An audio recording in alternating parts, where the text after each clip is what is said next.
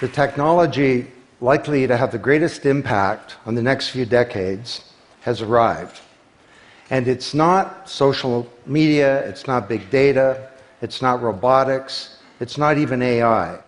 And you'll be surprised to learn that it's the underlying technology of digital currencies like Bitcoin. It's called the blockchain. Blockchain. Now, it's not the most sonorous word in the world, but I believe that this is now the next generation of the internet, and that it holds vast promise for every business, every society, and for all of you individually. You know, for the past few decades, we've had the Internet of Information. And when I send you an email or a PowerPoint file or something, I'm actually not sending you the original, I'm sending you a copy. And that's great. This is democratized information. But when it comes to assets, things like money, financial assets like stocks and bonds, loyalty points, intellectual property, music, art, a vote, carbon credit, and other assets, sending you a copy is a really bad idea. If I send you $100, it's really important that I don't still have money and that I can't send it to you. So this has been called the double spend problem by cryptographers for a long time. So today, we rely entirely on big intermediaries, middlemen like banks, government, big social media companies, credit card companies, and so on, to establish trust in our economy. And these intermediaries perform all the business and transaction logic of every kind of commerce, from authentication, identification of people, through to clearing, settling, and record keeping.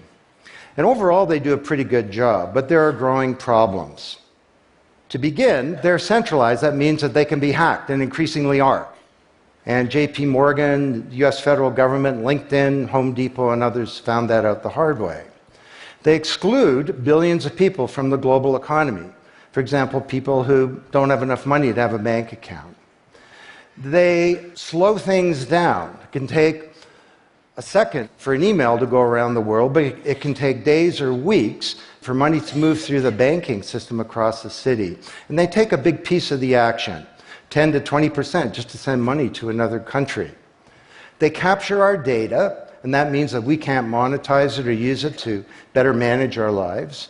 And our privacy is being undermined. And the biggest problem is that overall, they've appropriated the largesse of the digital age asymmetrically. And we have wealth creation, but we have growing social inequality. So what if there were not only an internet of information, what if there were an internet of value? Some kind of vast, global, distributed ledger running on millions of computers and available to everybody, and where every kind of asset, from money to music, could be stored, moved, transacted, exchanged, and managed, all without powerful intermediaries. What if there were a native medium for value? Well, in 2008, the financial industry crashed, and perhaps propitiously, an unknown or anonymous person or persons named Satoshi Nakamoto created a paper where he developed a protocol for a digital cash that used an underlying cryptocurrency called Bitcoin. And this cryptocurrency enabled people to establish trust and do transactions without a third party. And the seemingly simple act set off a spark that's ignited the world, that has everyone excited or terrified or otherwise interested in many places. Now, don't be confused about Bitcoin, okay? Bitcoin is an asset. It goes up and down, and that should be of interest to you if you're a speculator. More broadly, it's a cryptocurrency. It's not a fiat currency controlled by a nation state, and that's of greater interest. But the real pony here is the underlying technology. It's called blockchain. So, for the first time now in human history, people everywhere can trust each other and transact peer-to-peer. And trust is established not by some big institution, but by collaboration, by cryptography, and by some clever code. And because trust is native to the technology, I call this the trust protocol. Now you're probably wondering, well, how does this thing work? Fair enough. Assets, digital assets like money to music and everything in between, are not stored in a central place, but they're distributed across a global ledger using the highest level of cryptography. And when a transaction is conducted, it's posted globally across millions and millions of computers. And out there around the world is a group of people called miners. These are not young people, they're Bitcoin miners. And they have massive computing power at their fingertips, 10 to 100 times bigger than all of Google worldwide. And these miners do a lot of work. And every 10 minutes, kind of like the heartbeat of a network, a block gets created that has all the transactions from the previous 10 minutes. And then the miners get to work trying to solve some tough problems. And they compete. And the first miner to find out the truth and to validate the block is rewarded in digital currency. In the case of the Bitcoin blockchain, with Bitcoin. And then, this is the key part, that block is linked to the previous block and the previous block to create a chain of blocks. And everyone is time-stamped, kind of like with a digital wax seal. So if I wanted to go and hack a block and say, pay you and you with the same money, I'd have to hack that block, plus all the preceding blocks, the entire history of commerce on that blockchain, not just on one computer, but across millions of computers simultaneously, all using the highest levels of encryption in the light of the most powerful computing resource in the world that's watching me. Tough to do. And this is infinitely more secure than the computer systems that we have today. Blockchain, that's how it works. So the Bitcoin blockchain is just one. There are many. The Ethereum blockchain was developed by a Canadian named Vitalik Buterin. He's 19 years old. And this blockchain has some extraordinary capabilities. One of them is that you can build smart contracts. It's kind of what it sounds like. It's a contract that self-executes. And the contract handles the enforcement and the management, performance, and payment. The contract kind of has a bank account, too, in a sense, of agreements between people. And today, on the Ethereum blockchain, there are projects underway to do everything from create a new replacement for the stock market to create a new model of democracy where politicians are accountable to citizens. So, to understand what a radical change this is going to bring, let's look at one industry, financial services. You recognize this? Rube Goldberg machine. It's a ridiculously complicated machine that does something really simple, like crack an egg or shut a door. Well, kind of reminds me of the financial services industry, honestly. I mean, you tap your card in the corner store, and a bit stream goes through a dozen companies, and each with their own computer systems, some of them being 1970s mainframes, older than many of the people in this room. And 3 days later, a settlement occurs. Well, with a blockchain financial industry, there would be no settlement because the payment and the settlement is the same activity. It's just a change in the ledger. So Wall Street and all around the world, the financial industry is in a big upheaval about this, wondering, can we be replaced, or how do we embrace this technology for success? Now, why should you care? Well, let me describe some applications. Prosperity. The first era of the Internet of information, brought us wealth, but not shared prosperity, because social inequality is growing. And this is at the heart of all of the anger and extremism and protectionism and xenophobia and worse that we're seeing growing in the world today. Brexit being the most recent case.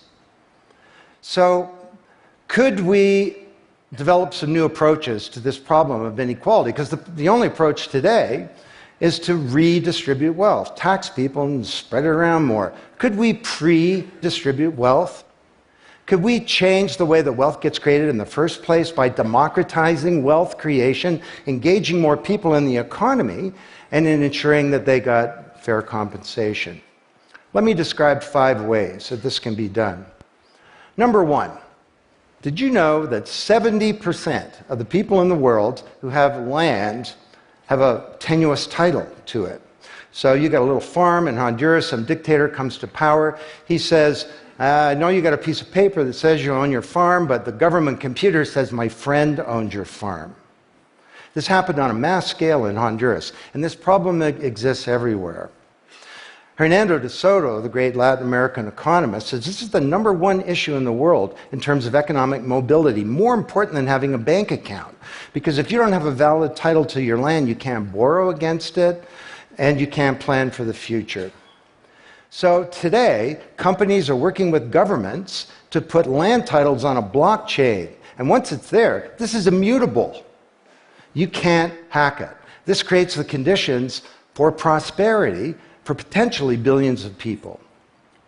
Secondly, a lot of writers talk about Uber and Airbnb and TaskRabbit and Lyft and so on as part of the sharing economy. This is a very powerful idea that peers can come together and create and share wealth. My view is that these companies are not really sharing. In fact, they're successful precisely because they don't share. They aggregate services together and they sell them. What if rather than Airbnb being a $25 billion corporation, there was a distributed application on a blockchain, we'll call it Airbnb, and it was essentially owned by all of the people who have a room to rent. And when someone wants to rent a room, they go onto the blockchain database and all the criteria sift through, help them find the right room, and then the blockchain helps with the contracting, it identifies the party, it handles the payments, just through digital payments are built into the system, and it even handles reputation, because if she rates a room as a 5-star room, that room is there, and it's rated, and it's immutable. So the big sharing economy disruptors in Silicon Valley could be disrupted, and this would be good for prosperity. Number 3, the biggest flow of funds from the developed world to the developing world is not corporate investment, and it's not even foreign aid. It's remittances. This is the global diaspora, people who've left their ancestral lands, and they're sending money back to their families at home. This is $600 billion a year, and it's growing, and these people are getting ripped off. Annalie Domingo is a housekeeper, and she lives in Toronto, and every month she goes to the Western Union office with some cash to send her remittances to her mom in Manila. It costs her around 10%. The money takes 4 to 7 days to get there. Her mom never knows when it's going to arrive. It takes 5 hours out of her week to do this. 6 months ago, Annalie Domingo used a blockchain application called Abra. And from her mobile device, she said $300 went directly to her mom's mobile device without going through an intermediary.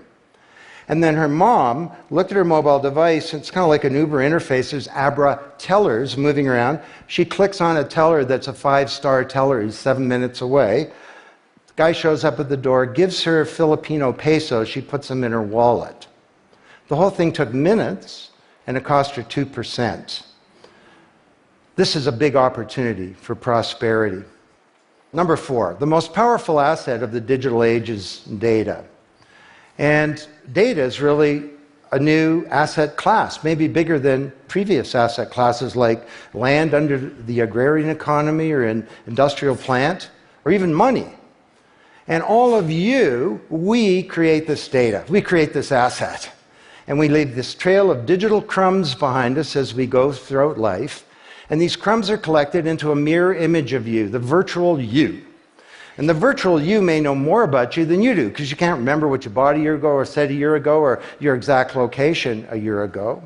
And the virtual you is not owned by you. That's the big problem.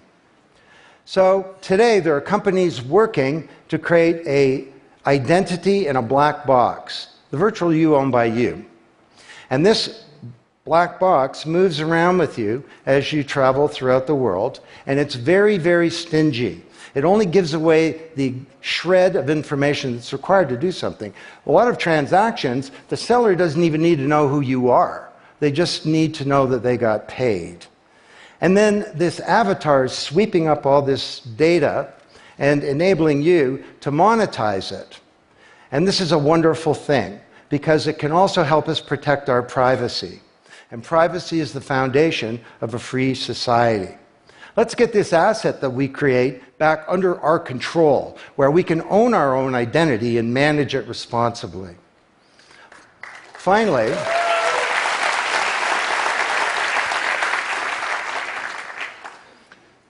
number 5, there are a whole number of creators of content who don't receive fair compensation because the system for intellectual property is broken. It was broken by the first era of the internet.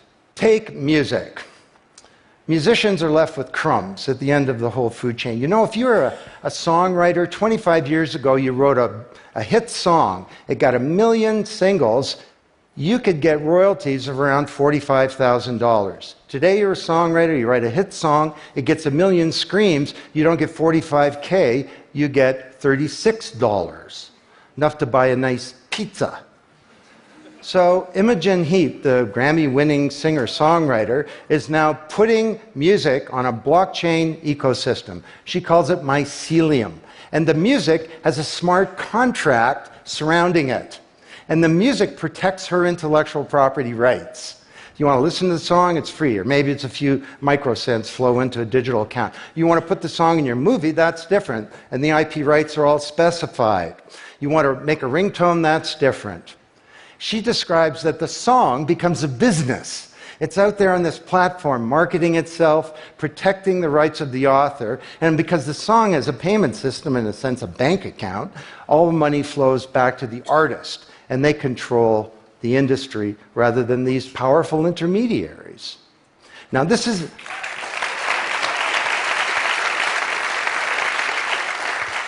not just songwriters, it's any creator of content, like art,